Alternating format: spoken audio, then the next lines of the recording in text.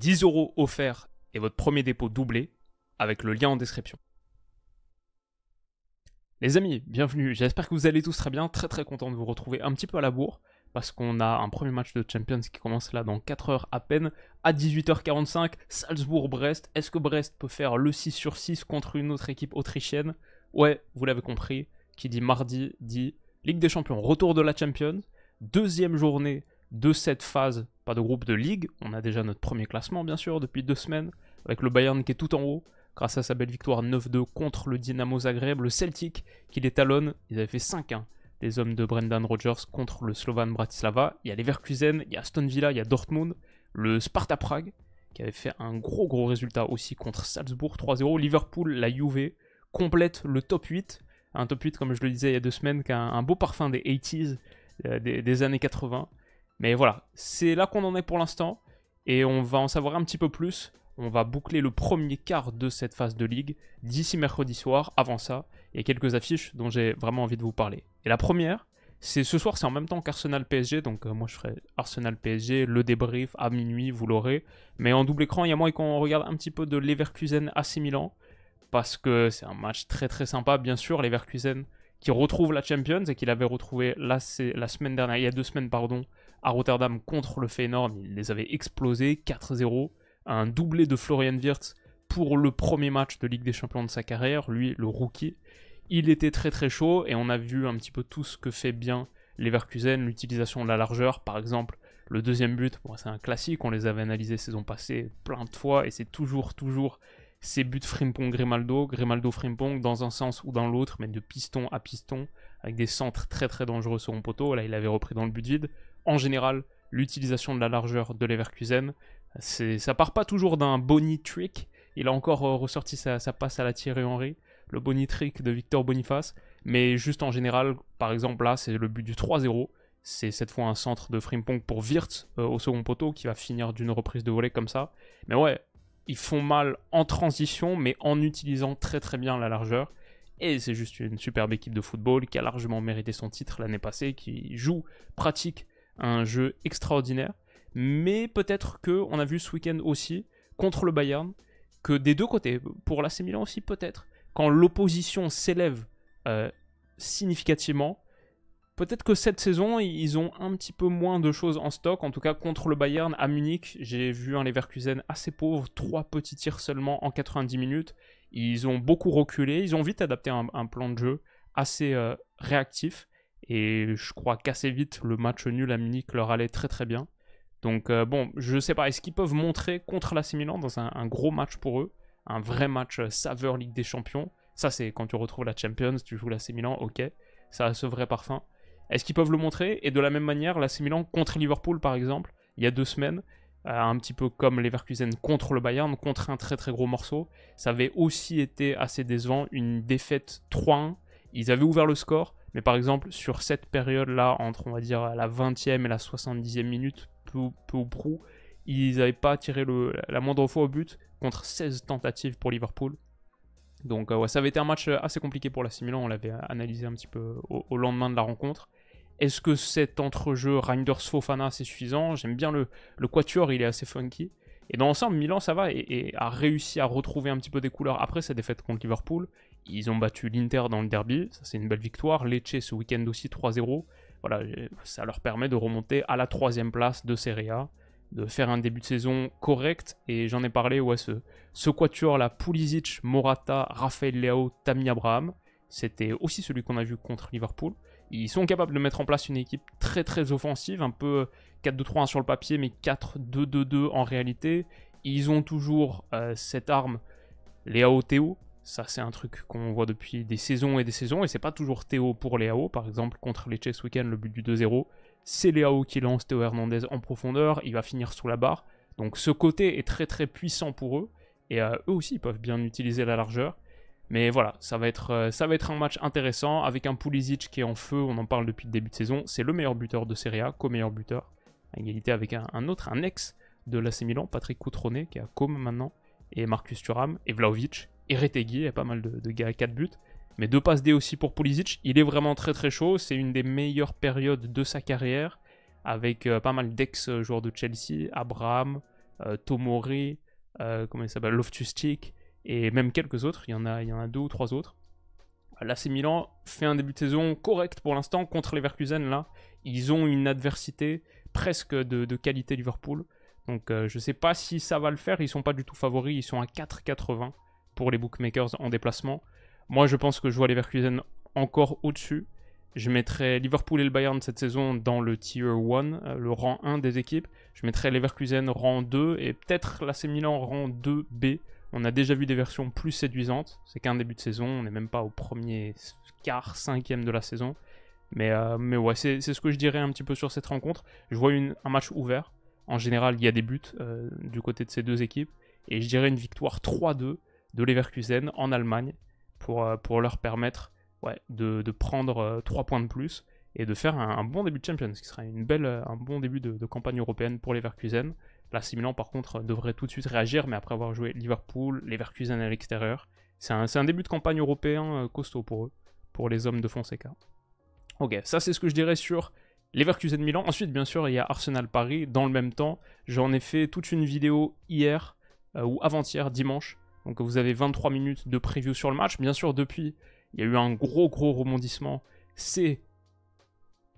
Où est-ce qu'il est? Ici, Ousmane Dembélé, out. Pas dans la liste de Luis Enrique, raison disciplinaire, apparemment écarté du groupe, pour juste une petite tension avec l'équipe, avec Luis Enrique lui-même, qui n'a pas été très, je trouve, il n'a pas super bien expliqué la situation en conférence de presse, a tenté de dévier un petit peu l'attention, mais voilà, il y a un petit truc entre les deux, et il n'est pas là, et du coup, niveau 11, c'est assez compliqué. Voilà, sur le site de Culture PSG, il compile les 11 qui sont donnés du côté de l'équipe, le Parisien, que ce soit au milieu de terrain, comme on en avait discuté, ou devant, encore plus maintenant avec l'absence d'Ousmane Dembélé. C'est assez compliqué.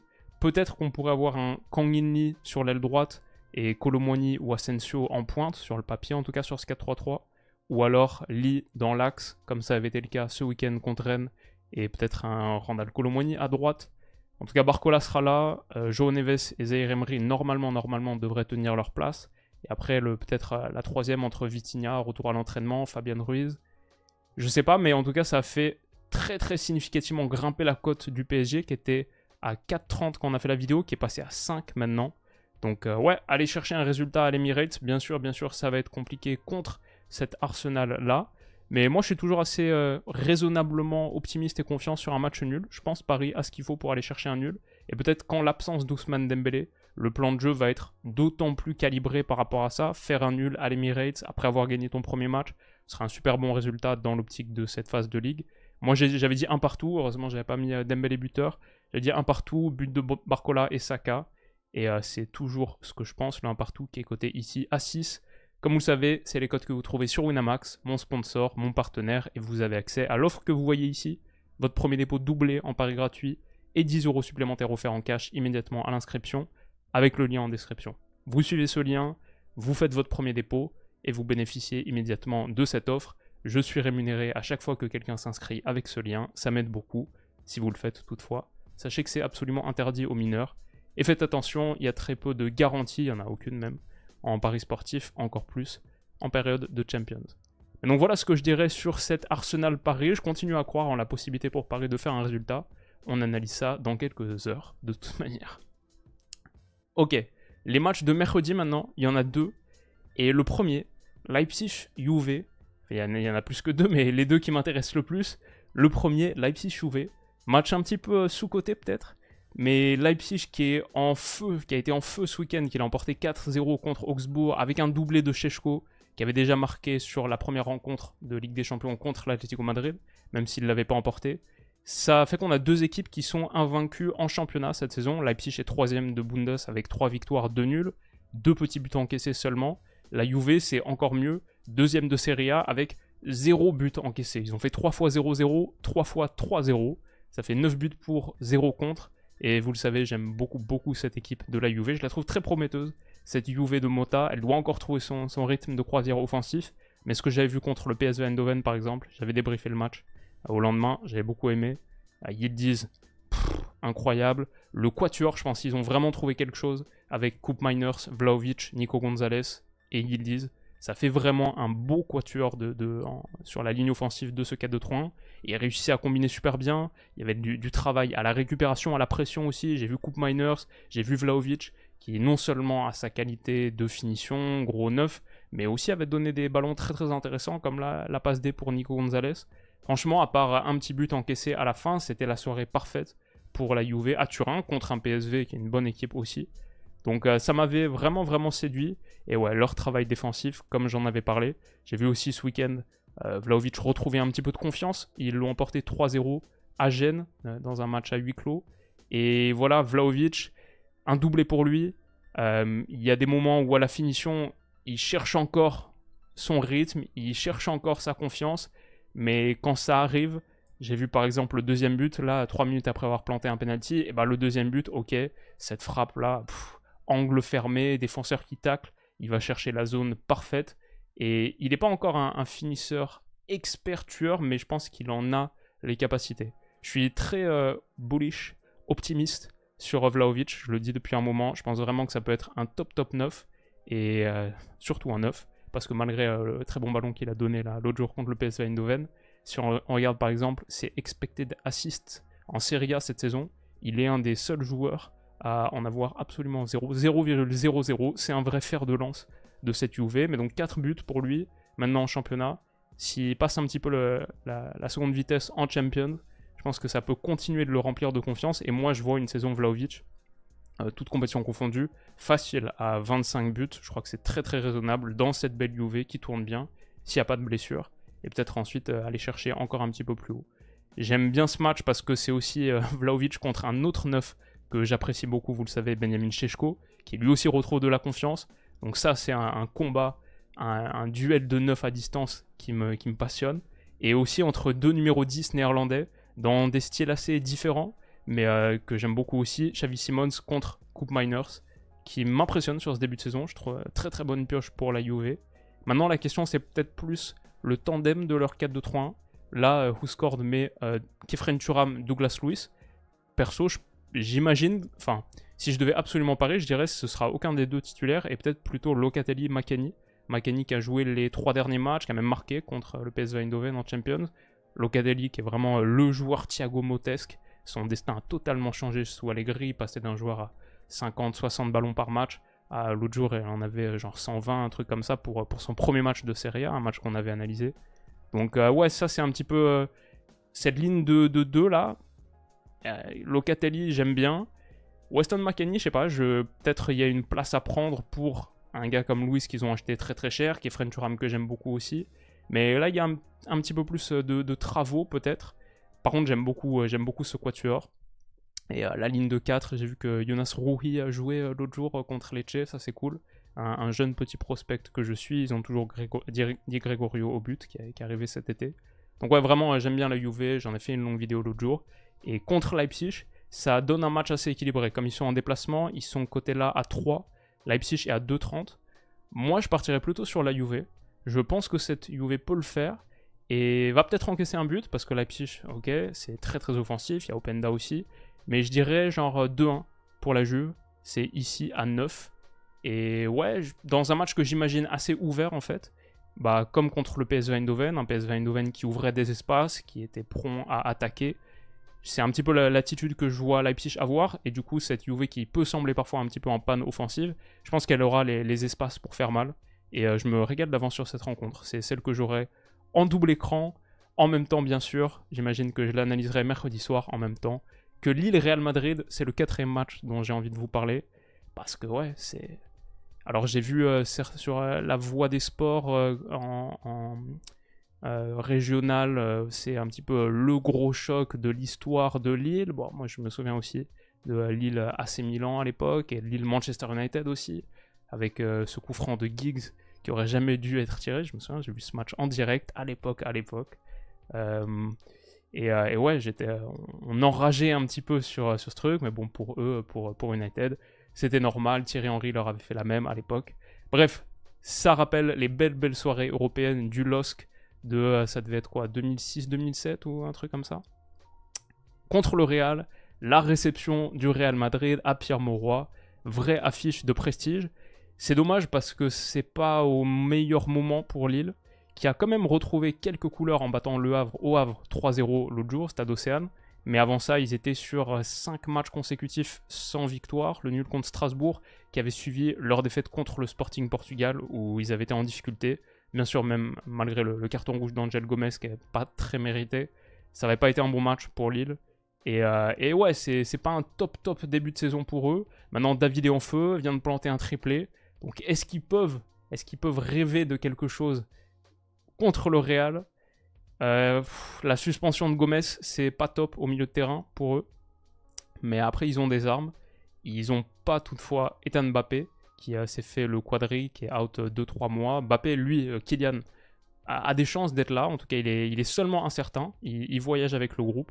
Donc peut-être qu'on le verra revenir en France et jouer. Le Real n'est pas impérial non plus. Ils ont fait un partout contre l'Atlético Madrid ce week-end, dans un match qui n'était pas foufou. Ils encaissent des buts. Ça fait 4 matchs consécutifs qu'ils encaissent des buts. Donc voilà, moi je me souviens d'un Genesio qui, au creux de la vague, avec l'OL, contre City à l'époque, à l'Etihad en plus, l'avait fait, I recoup the ball, etc. C'était vraiment une mauvaise période pour nous.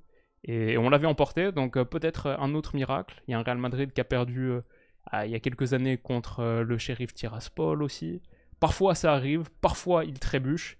Ça reste le champion en titre qui est invaincu depuis pas mal de matchs maintenant. Et ouais, qui est juste très fort. Niveau cote, malgré le fait qu'ils soient en déplacement, ils sont à 1,56 et Lille est à 5,70. Je vois quand même le Real le faire et je vais dire 0,2 à 6,75. En souhaitant pour les clubs français l'inverse, et quoi qu'il en soit, on analysera ce match au coup de sifflet final. Il y a d'autres rencontres qui me plaisent bien. Déjà là, à 18h45, dans quelques heures à peine, Brest qui se déplace en Autriche contre Salzbourg. Ils ont déjà battu un club autrichien. Première journée, Sturm Graz, on avait analysé ce match, victoire 2-1. Ok, est-ce qu'ils peuvent faire le 6/6? Est-ce que Brest peut commencer en faisant le 6/6 contre un Salzbourg qui n'est pas extraordinaire non plus cette saison, qui a perdu contre le Sparta Prague par exemple, 3-0 l'autre jour sur leur première journée de Champions ici, qui a perdu contre le Rapid Vienne. Ils sont genre 3e je crois, après avec quelques matchs en moins quand même. Mais de championnat, l'année dernière ils n'étaient pas champions, c'est Sturm Graz qui était champion. Donc ouais, peut-être il y a un coup à jouer pour Brest contre Salzbourg. Qu'est-ce qu'il y a qui m'intéresse bien? Dortmund contre le Celtic, parce que c'est un match de haute partie de tableau. Comme on l'a dit, c'est le 5e contre le 2e. Est-ce que les hommes de Brendan Rodgers, dans le You'll Never Walk Alone ICO, peuvent le faire? Deux clubs qui ont cet hymne, qui emploient cet hymne. Ça va être une belle ambiance, clairement, aux Signal Iduna Park. Autre match qui m'intéresse, juste pour le niveau de jeu, PSV Eindhoven Sporting, pas mal. Le Barça qui doit se rattraper après cette défaite contre Osasuna et qui enregistre le retour de Frenkie de Jong. Donc est-ce qu'il peut jouer? Qu'est-ce que ça change dans l'organisation au milieu de terrain? Est-ce qu'on va revoir Eric Garcia, Pablo Torre, etc. Ça m'intéresse bien. Leverkusen Milan, comme on en a parlé. J'ai un pote qui va voir Inter Étoile Rouge, là, qui est en forum en déplacement à Milan aujourd'hui. Et il va voir le match de l'Inter. Donc j'espère pour lui que ça va être un bon petit match. Shakhtar Atalanta, ça ressemble à une finale d'Europa League d'il y a quelques années. Il y a Benfica Atlético, le Joao Félix ICO sans Joao Félix. Ok, Liverpool-Bologne. Est-ce que Liverpool peut enchaîner dans un match qui peut être assez ouvert? Leipzig-Juve, on en a parlé. Et enfin, Monaco contre le Dynamo Zagreb, contre l'équipe qui a pris 9-2. Monaco pour enchaîner et être à 6 points après 2 journées en Champions. Il y a vraiment une belle opportunité pour eux en déplacement. Enfin, remake de la finale 82 entre Aston Villa et le Bayern. Et ça aussi, c'est un choc au sommet entre le premier et le troisième, si je dis pas de bêtises, entre le premier et le quatrième de cette phase de ligue. Bon, il n'y a eu qu'un match pour l'instant. Mais ouais, j'imagine, c'est ça la beauté aussi de cette nouvelle formule. J'imagine qu'avec 18 rencontres sur 2 jours, on va forcément avoir des folies, on va forcément avoir des grosses surprises. Et on sera là pour en discuter. Donc les potes, je vous souhaite de passer une superbe semaine de Ligue des Champions. Et de toute manière, on se retrouve dans quelques heures. Bisous.